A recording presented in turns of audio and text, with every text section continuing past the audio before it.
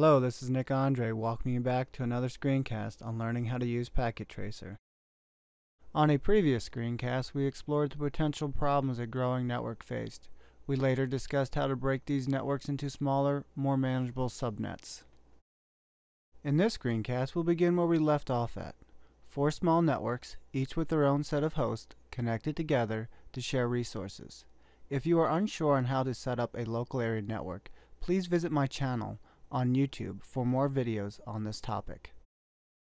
Currently, each device on local area network 1 is configured to the 10.0.0.0 network.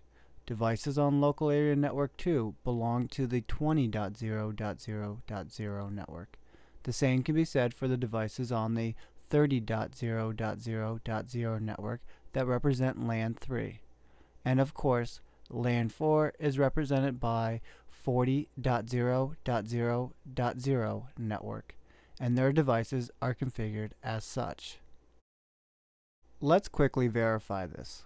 I'm going to go up to LAN 1, click on PC 0, I'm going to click on the desktop tab, and then I'm going to click on the command prompt and type in ipconfig. As you can tell, the the IP address for this end device is 10.0.0.1 with a subnet mask of 255 followed by all zeros. I'm going to ping the other computer on this network. So I'm going to type in ping space 10.0.0.2. I try to follow a logical order to make sense for me. It makes it easier for me to manage these computers later. So I have 4 successful pings, so that means PC0 and PC1 can communicate with each other through the switch. I'm going to try the same thing over on local area network 2. I'm going to click on PC2, click on the command prompt, and then I'm going to type in ipconfig. Hit enter, and I see that PC2's address is 20.0.0.1. So let me ping that out, ping space 20.0.0.2. which should be PC3's address. And as you can see, I have 4 successful pings. Let me close out of the command prompt, close out of PC2's dialog box, and let me come down here and click on PC4. I'm going to click on the desktop tab, click on the command prompt. I'm going to type in ipconfig to verify what the IP address is, and the IP address for PC4 is 30.0.0.1. So PC5 should be 30.0.0.2. Let me ping that address to see if these 2 devices can communicate with each other. It's probably a good idea to always verify each local area network before you move on to something more advanced like setting up gateways. So let me close out of this command prompt, close out of this dialog box, and now I'm going to click on PC6. Once again, desktop tab, click on the command prompt, type in ipconfig to verify its address of being 40.0.0.1, and let me ping the other host on this network, which should be 40.0.0.2.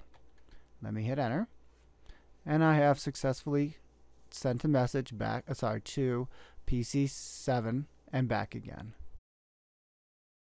Let me close out of these 2 dialog boxes, and I know that I have successful communications on all my 4 private networks. In the last screencast, our goal was to split the larger network into 4 equal networks. In this screencast, our goal will still be smaller networks, but this time we want to maintain total communication with each end device. To accomplish this, we will add a new device to each local area network called a gateway.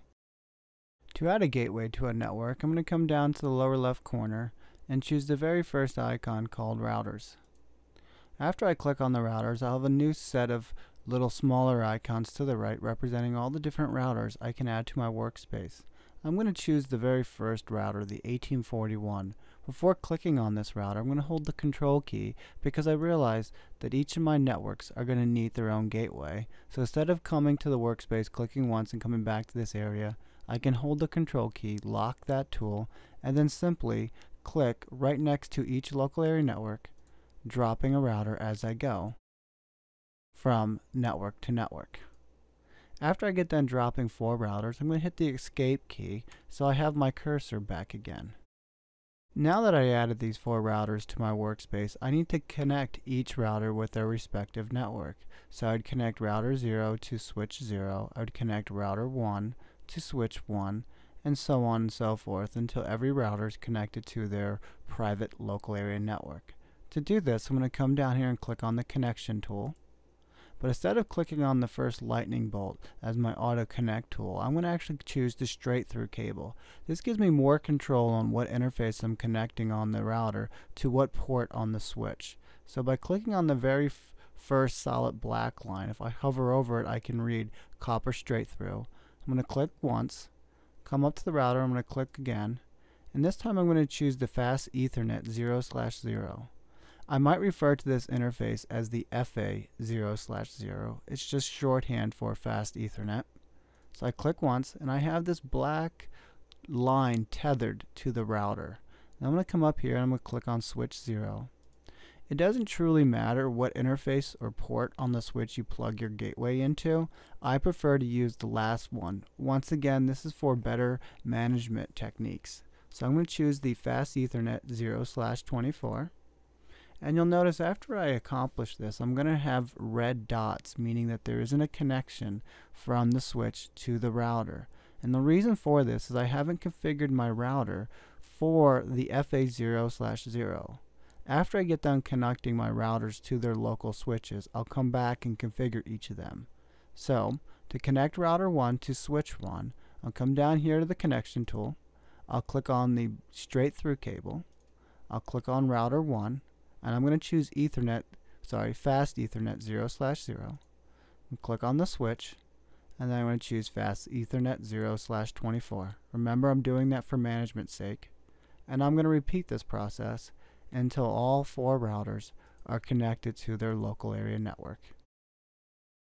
And the last time, router 3, FA 0/0 to FA 0/24. Now that each router is connected to their respective local area network, I will have to configure them.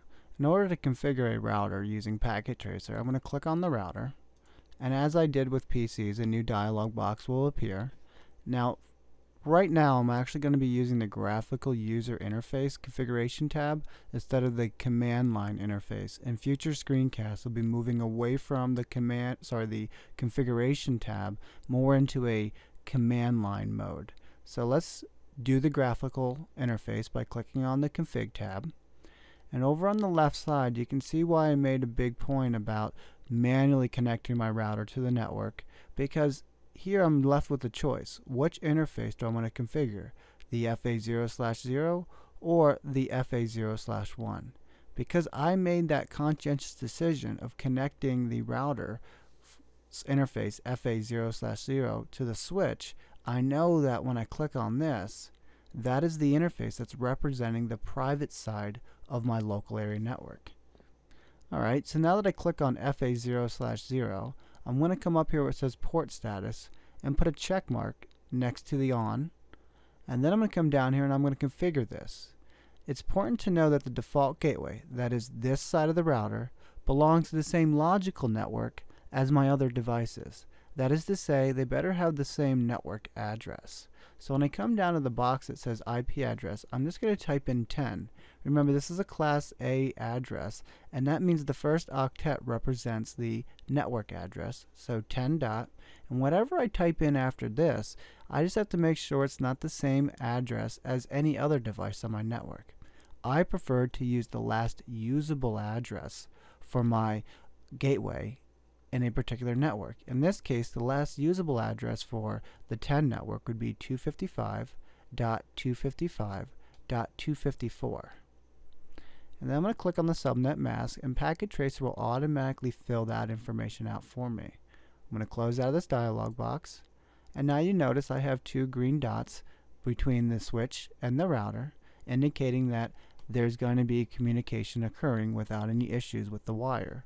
Let's try this with router 1. So I click once on the router, I click on the config tab, I click on the FA 0/0, I'm going to put a check next to on.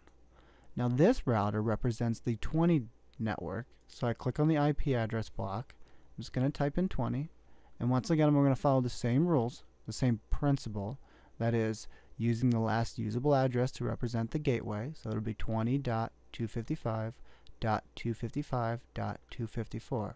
Remember, it doesn't have to be this way. Different organizations have different policies. I just prefer it this way. It makes it easier for me to manage, but to each is their own.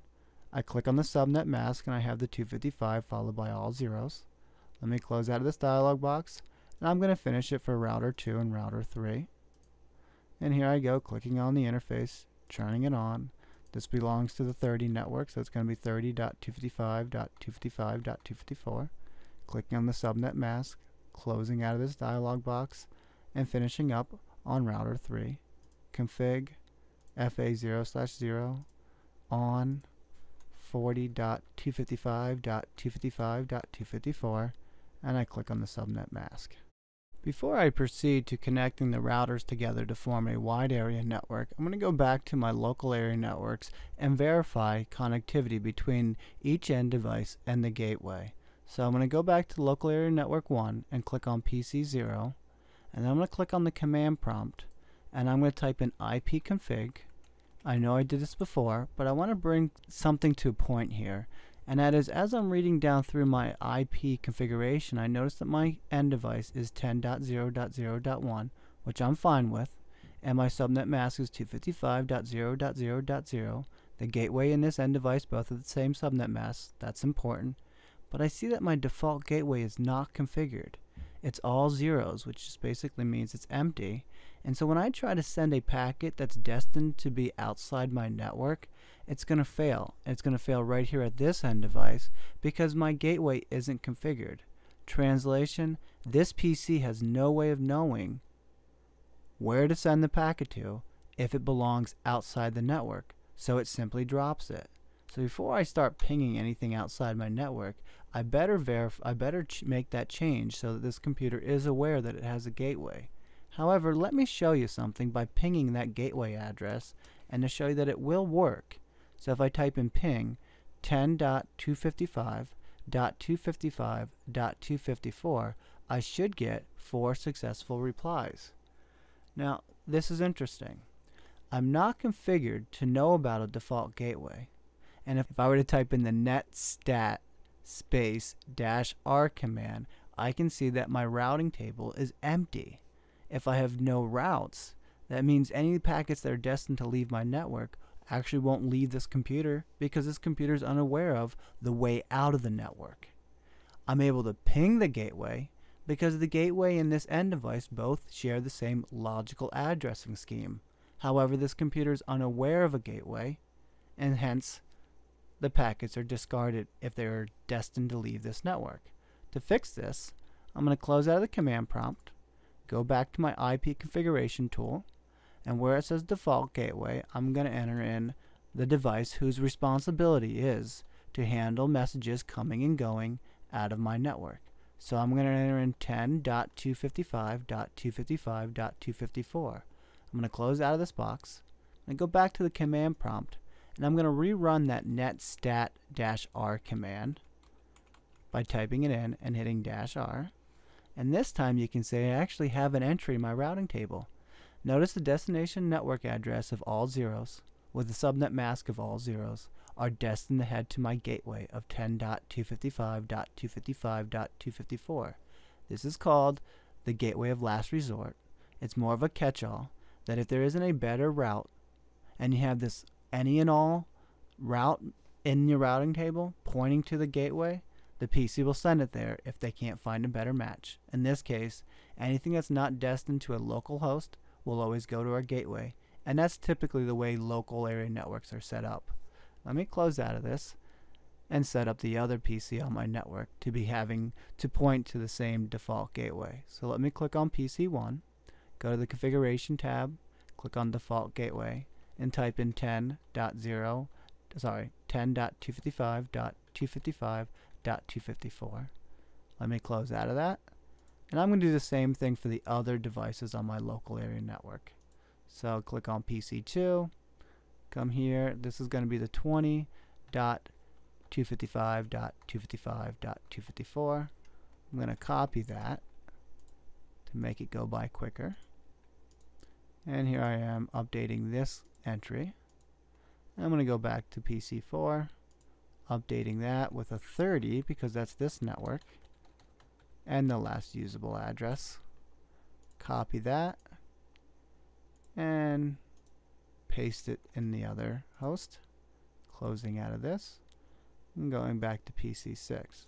I bring this to your attention because I know this happens quite a bit with students.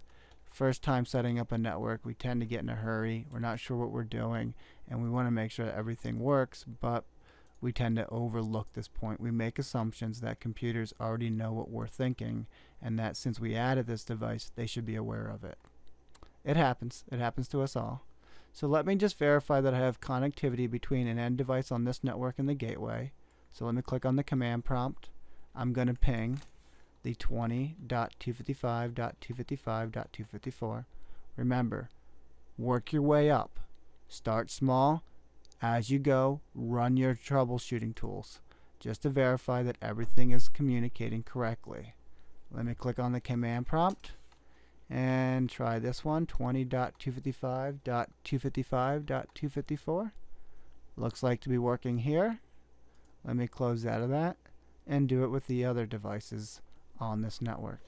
I know this is a bit of overkill, but if your job is on the line, be thorough and be complete. This one communicates. Let me close out and do it to the next one. I'm going to ping the 30.255.255.254.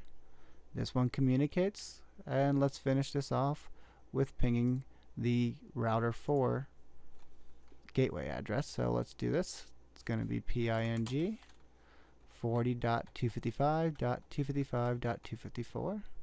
Looks to be successful. Let's do the same thing. Obviously, you probably want to wait until you get all 4 ping requests. 40.255.255.254. And we have success. So we introduced 4 new devices to these local area networks. We configured the other devices on those local area networks to be aware of the new default gateway that's added, and we verified that these devices are able to communicate with each other. The next step is to join these public side of the routers together. To connect the public side of the routers together, I'm going to come down here to my tool palette and click on switches. And I'm going to choose the very first switch, the 2950 switch. The -24 just means it's a 24 port switch. And I'm going to drop this one right between the routers in the center somewhere. And then to connect each router to the switch, I'm going to come back down here to my connection tool. Remember, I'm trying to get away from using the lightning bolt. I'm just going to hold the control key and I'm going to click on the straight through cable. The only time we use a crossover cable is when we connect like devices together.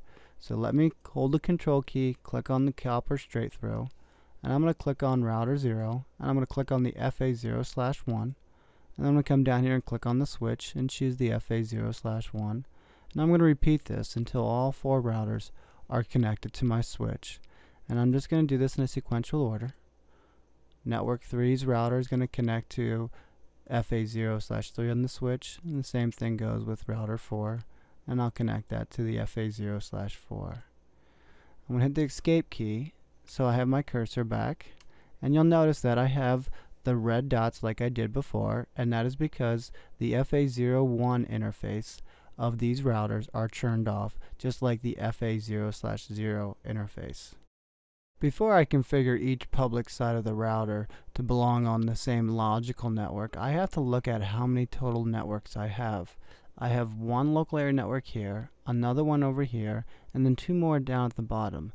That gives me 4 private networks, but I also have this network here that connects the public side of each router together. This is what we consider a WAN. In this particular WAN, we have created a multi-access WAN. That is, the switch offers more than one way for each router to communicate with each other. That is, I have 24 ports that come in to connect together to be part of the same physical network. I'm going to come over here and click on my notepad. I'm going to click right above this WAN, and I'm just going to type in WAN 01 dash, and I'm going to just come up with a address. I'm just going to call this one the 1.0.0.0 network, and then I'm going to hit enter and type in subnet SM, subnet mask, I'm just going to keep that 255.0.0.0. Now, by doing this, I really didn't accomplish anything. I haven't configured it.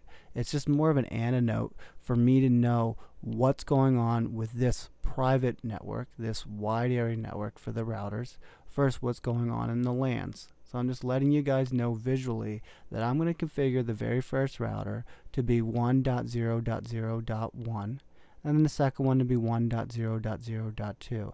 It's important that these four routers belong to the same WAN logical address, just like a local area device belong to the same logical network as the other device on its network. These routers, FA0/1, belong to one common network that they can deliver packets to. So let's go back in router 0. Let's click on the FA0/1 this time. Put a check mark in the on box. Come down here to the IP address. I'm going to type in 1.0.0.1. And I'm going to click on the subnet mask and it gives me the default.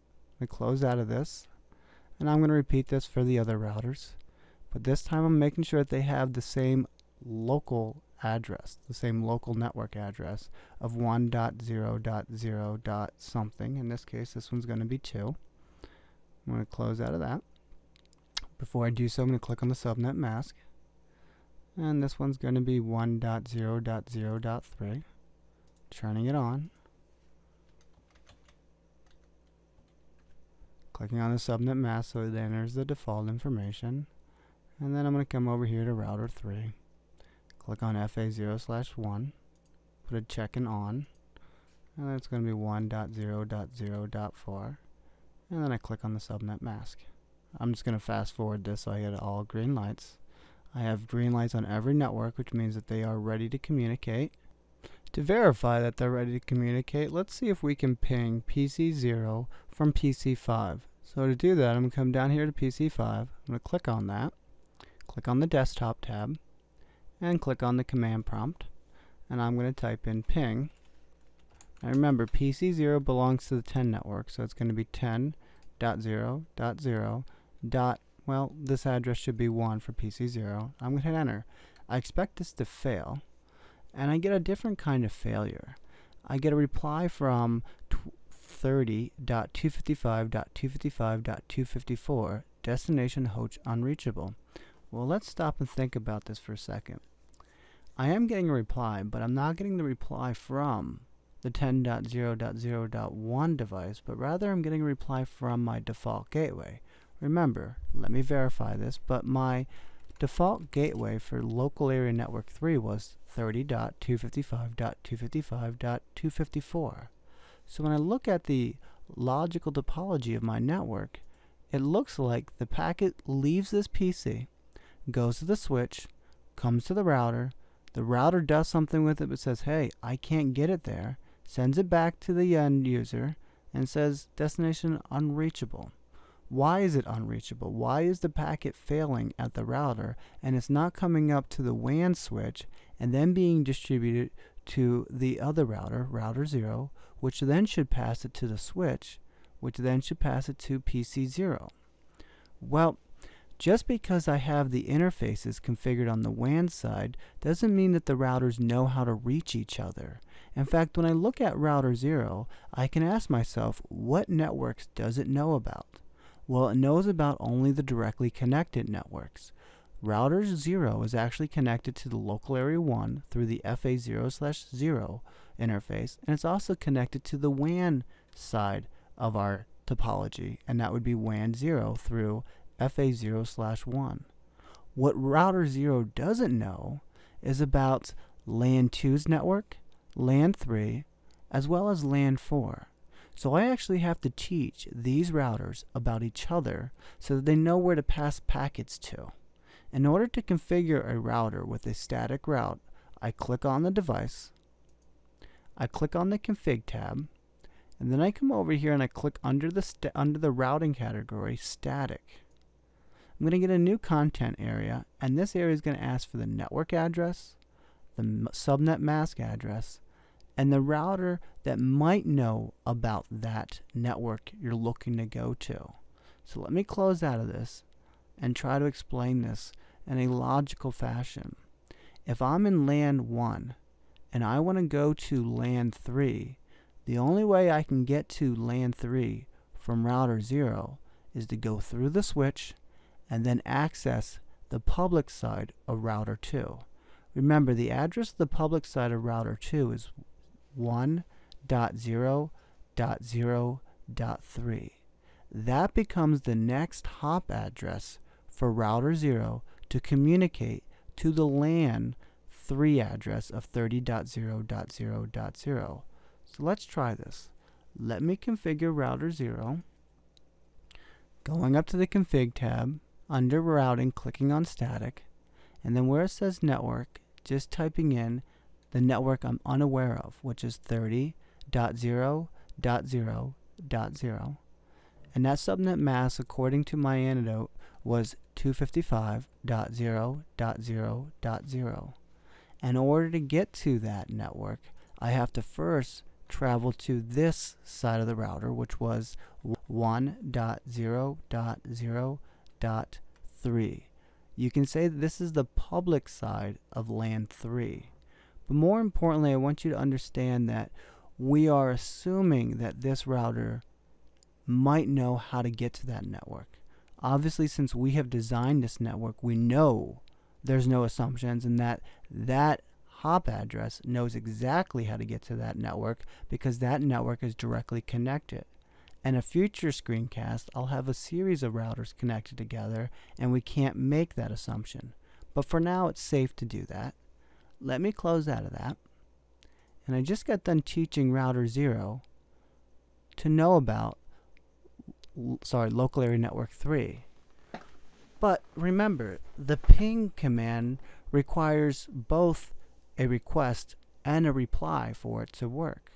I was on PC 5 and I was trying to ping PC 0. PC 5's packet went to router 2 and it failed. Just because I configured router 0 to know about LAN 3 doesn't mean router 2 is going to know about LAN 1 automatically. In other words, I need to reciprocate this relationship.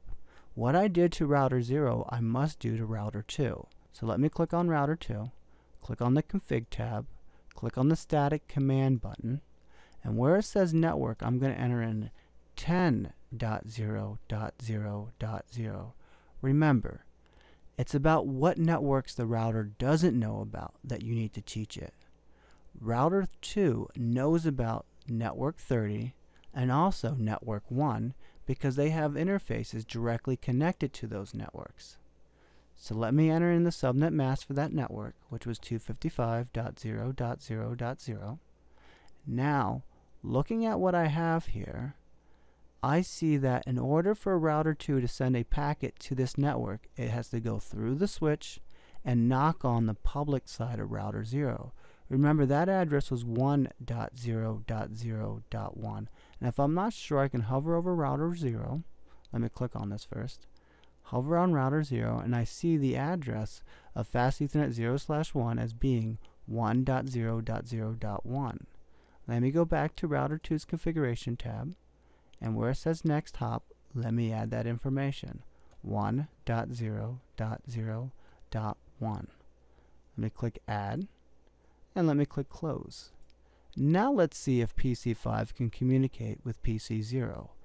Click on PC5, click on the command prompt, and let me ping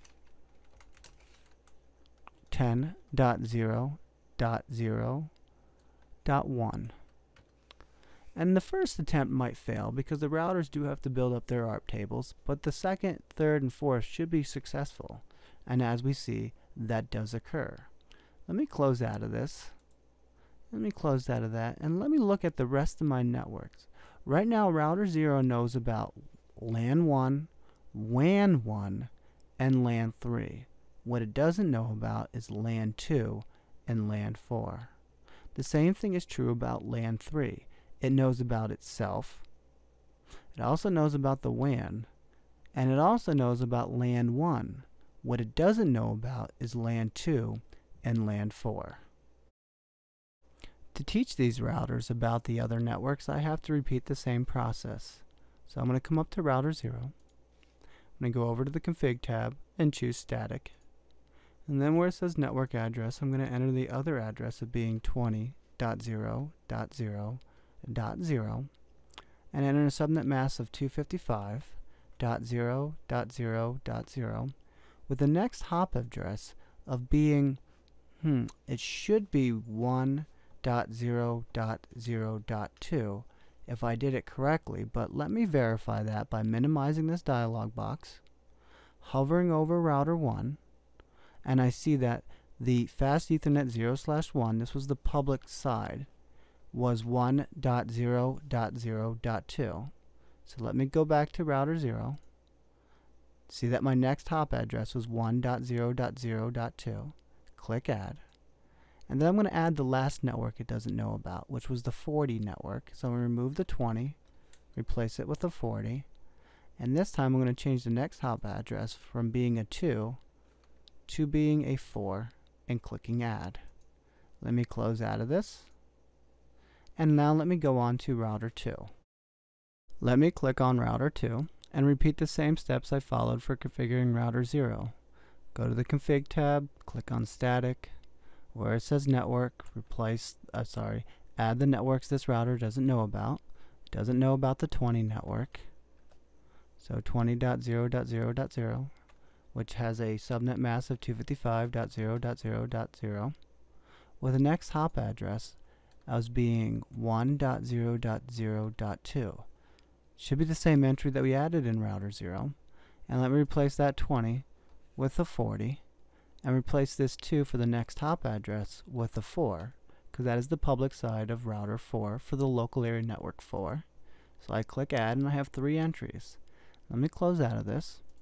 Now that router 0 and router 2 are configured to know about the other local area networks, I'm going to ping from PC4 to PC6.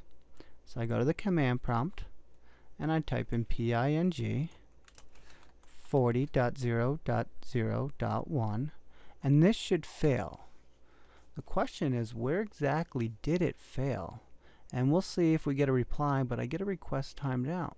So it doesn't look like my gateway, like before, is responding with the destination unreachable, but rather it's being lost somewhere out there in space. A ping request has a certain time limit to come back to me.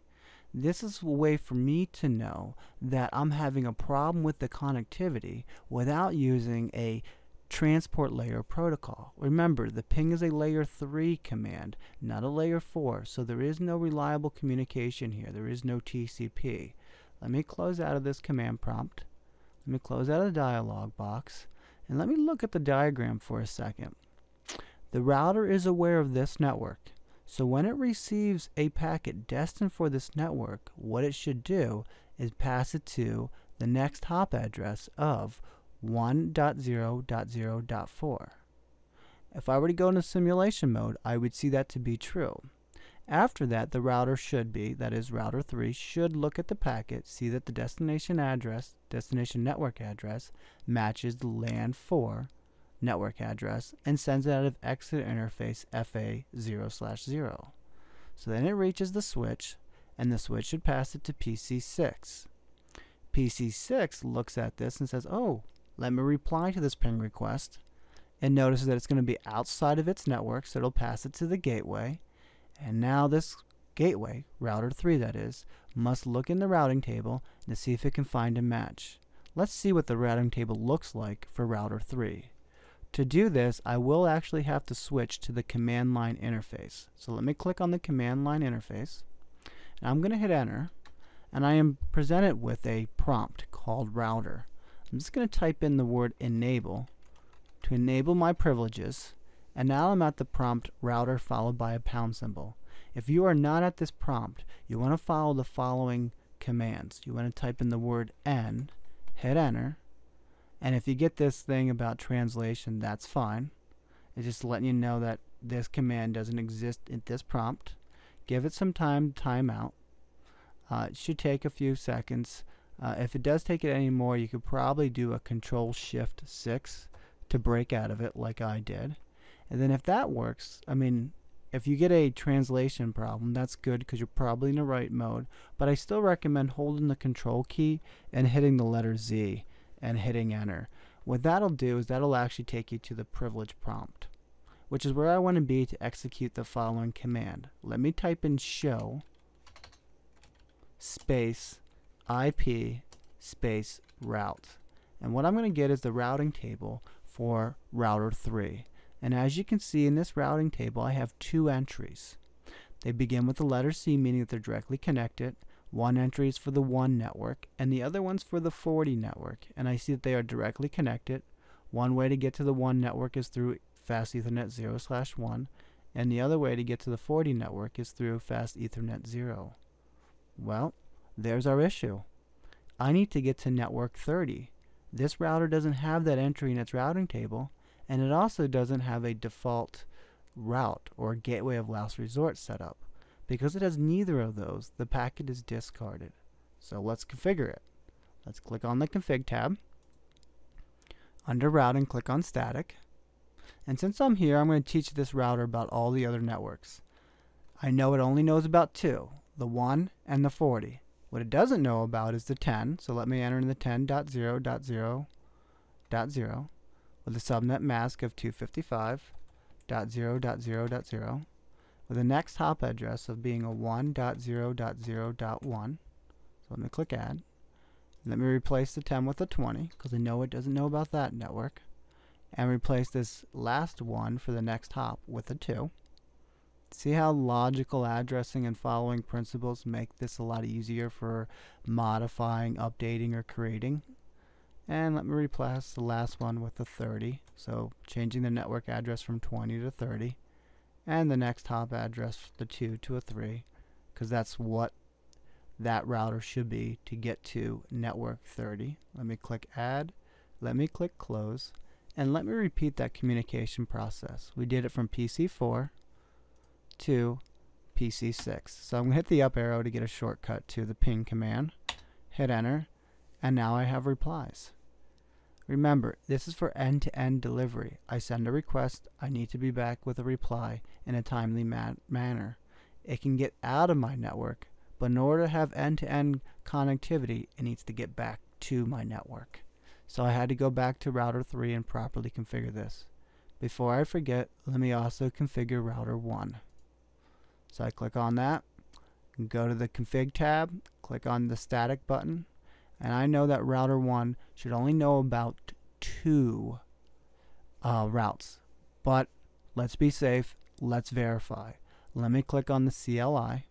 I notice this time my prompt reads router config followed by a pound symbol. So let me enter in the word END and hit enter. This time I don't get one of those translation commands, so I'm going to hit enter again, and now I'm back to the privilege prompt, router followed by a pound symbol. And here I'm going to type in show IP route, and I'm going to hit enter. And as I promised, there's only 2 entries in this routing table, the one for the WAN and the one for my private LAN. So let me go back to the config tab, come over here, click on static, go over here to the network box, and type in the addresses it's unaware of. That would be the 10.0.0.0 with a subnet mask of 255.0.0.0. In order to get there, I should hop to the 1.0.0.1 device. So let me click add. And let me do it with the other network it doesn't know about. Remember, it knows about 20. It doesn't know about 30. In order to get to the 30 network, I need to change the next hop address to be 1.0.0.3. And the last network it doesn't know about is the 40 network. So let me update these results. And if I click add, now this router has the 3 routes for all the other private networks it doesn't know about. So router 0, router 1, router 2, and router 3 are configured similarly. Not exactly, but they all have a consistent routing table. To verify this, let me click on PC3 and let me have that ping an entry on network 3. So let me type in ping 30.0.0.2. Let me hit enter. Do you see earlier why it was important to verify every step before you moved forward? This way it rules out if you had any local troubles. I know when that request timed out, I'm not worried about it because I know this device can communicate with my gateway and it can communicate with other local devices. So it might be something in the routing tables where I want to be concerned, but if I wait, I see that I have three other replies, which are good things, and if I try this command again, I should get 4. Usually the first initial time routers communicate with each other, there's a drop in a packet. It just takes too long for the routers to establish their tables. But after they establish them and they're communicating, from here on out, as long as they're not busy, I should get 0 failure. So let me close out of this. And let's give this network one last brief overview before we finish with it. Our goal was to take a larger network and subdivide it into 4 equal parts, with still keeping end-to-end connectivity. In order to do that, I had to introduce a new device to my network called a gateway. After I connected my local area networks to a gateway, I had to connect these gateways together, and this is what we call interconnected networks. After connecting these gateways together, I created a new area network, which we call a wide area network. I commonly refer to this as the public side of the router. After establishing a logical addressing space for this network, I went and configured each interface. After configuring the interfaces, I had to teach the routers about the other networks it doesn't know about. In another screencast, I'm going to show you a technique that we can use so the routers can actually dynamically talk to each other and learn without my intervention. So as I add more and more networks to this wide area switch, I don't have to go back and update each router. Now, of course, dynamic protocols take up bandwidth and extra processing tension, but they are very scalable and they change with the needs of your network. And if something should go down, the routing tables are updated without human intervention. So this concludes our screencast on using Packet Tracer to explore multi-access WANs and set up screen routes. Thank you for your time, and I'll see you in the next screencast.